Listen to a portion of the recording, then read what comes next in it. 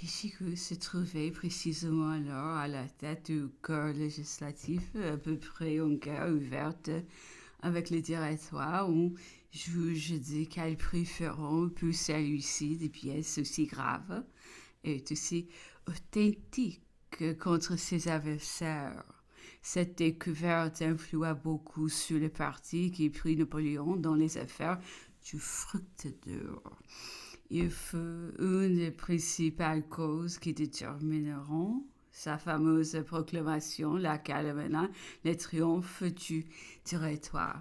Tissé, qui servait sous Moreau dans l'armée du Rhin, ayant profité de l'armistice pour venir faire connaissance avec le général en chef de l'armée d'Italie, qui lui inspirait la plus vive admiration, se trouvait auprès de Napoléon, à peu près vers le temps de cette grande circonstance. Napoléon lui ayant fait confidence de la trahison de Pichegru, il s'est répondu: mais nous le savions sur le Rhin il y a plus de 3 mois. Un furgon levé au général Klinglin nous a livré toute la correspondance de Pichegru avec les ennemis de la République. Mais Moreau, non, a-t-il donc donné aucune connaissance au territoire? Non. Eh bien, c'est un crime, s'écria Napoléon. Quand il s'agit de la perte de la patrie, le silence est une complicité.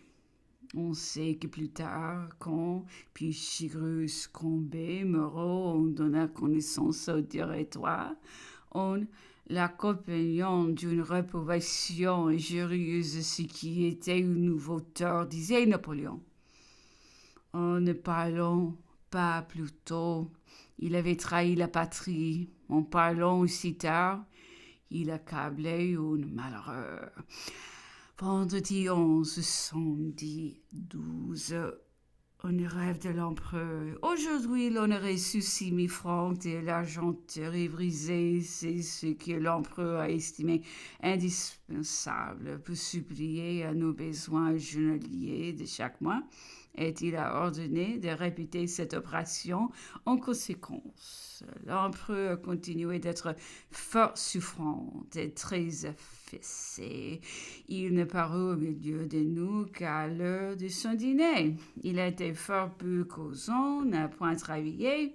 J'ai été en grande partie du jour avec lui dans sa chambre. Il est revenu souvent sur notre situation vis-à-vis du gouverneur. Il m'a dit sur ce sujet des choses bien remarquables. Après dîner, l'empereur est revenu sur un rêve qu'il avait eu, disait-il, dans la nuit. Une dame avec laquelle il avait eu peu de relations, Madame Clark, duchesse de Feltre, lui avait apparu, lui avait dit qu'elle était morte et avait ajouté beaucoup de particularités suivies et raisonnables. Elle avait été si claire, si positive, disait l'empereur, que j'en ai été frappé. Si bien que si je venais à apprendre que cette dame est morte, en effet, mes idées naturelles en seraient renversées. Je serais obligé de me rendre et de faire, a-t-il dit, en riant et regardant l'un de nous, comme ceux qui croyons au rêve revenant. L'empereur avait peu mangé, il était affaissé et visiblement très souffrant. Il se retirait presque aussitôt et sa démarche nous affectait beaucoup.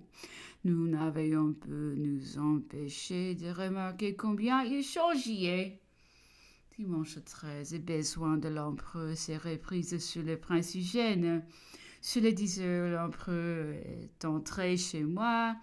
Il a entrouvert la porte de ma chambre à coucher, se récriant sur ma paresse, et me suis pris les pieds dans l'eau. J'étais souffrant. J'ai couru bientôt le rejoindre sur la tente où il a voulu déjeuner. Il m'a dit avoir ordonné des notes relatives aux nouvelles restrictions, afin de ne pas laisser passer condamnation sur nous sans crier au moins une espèce de responsabilité perçue qui, exécutant De là, il est passé à calculer les lots d'argenterie restants à vendre et le temps que cela peut nous faire vivre. Et comme je répétais mes offres, en lui disant qu'il était pourtant bien dû qu'il se priva de son argenterie, il a répondu, mon cher, dans quelque position que je me trouve, je mets ces objets de luxe ne sont rien pour moi. Et quant aux autres, quant au public, la simplicité sera toujours mon plus bel ornement. Et de là, il est passé à dire qu'il avait d'ailleurs la ressource du prince Eugène, qu'il avait même envie de lui faire écrire une note pour lui demander le crédit nécessaire à sa subsistance quand l'argenterie serait épuisée. Elle est chargée de cet instant de lui faire parvenir à Sainte-Hélène des livres essentiels qu'on avait négligé de lui envoyer de Londres et quelque peu de vin à soigner dont il avait besoin comme remède. Quoique peu le vin, continua-t-il, ce que ne nous amons pas en Europe ne manqueront pas de Dieu que nous ne songions ici qu'à boire et à manger. Il répétait à ce sujet qu'il n'éprouvait nul embarras de s'adresser à son fils Eugène qui lui devait tout qui était né de lui, son état et toutes ses richesses, ce qui se serait lui faire injure que de douter un instant des sous empressement, ayant d'ailleurs à exercer sur lui des reprises pour 10 à 12 millions peut-être.